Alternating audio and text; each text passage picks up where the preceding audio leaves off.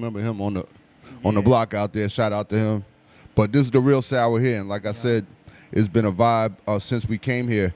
Now I remember a few months ago when you guys were about to open, I had walked by here, and it was still under construction, but you had a picture out there of the Mona Lisa smoking a blunt, and it just stopped my interest.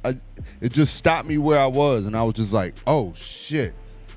I was like, oh man, I took a picture of that picture. I said, I gotta come back here. Yeah, I was like, yeah. And then I waited till you guys opened, and then one day I went, got me a little Henny. I said, let me pop up in here. And when I came in, it was just like, you have to check in, and you have to show your ID. You must be 21 or over. This is legal, a dispensary, so all paperwork. And when I came inside, it was a nice, just atmosphere, just weed and glasses, like special displays, like showing appreciation for the flower of the earth. Yes. Yeah. And man, I was able to go through a kiosk and shit and see weed. You know what I mean? Like I was on Amazon and shit. I was just like, oh, this shit is fire. Then I got a receipt. Who'd ever thought in New York you would get a receipt for buying weed? The only receipt I was getting was a ticket or a summons, but we're at a different time now, so you're one of the legal providers in the community. So tell us how, because most people think that you have to go through, the government and everything, this whole little platform. I've seen senators, I've seen like community activists, all of a sudden they got weed spots now. So I'm interested to know, how did you acquire this business?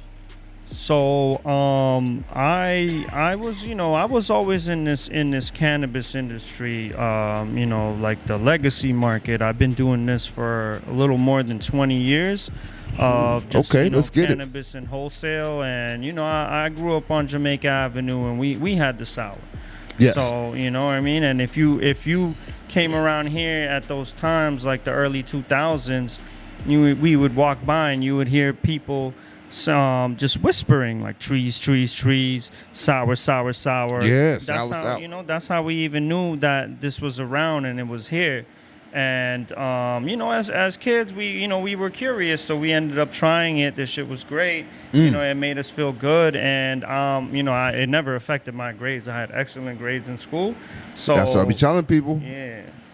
Man, weed makes you focus, man. People don't be understanding that shit, right, E? Shit, the best times that I've locked in is when I'm high. You know what I'm saying? Like, now, I will say you could abuse it, but don't abuse it.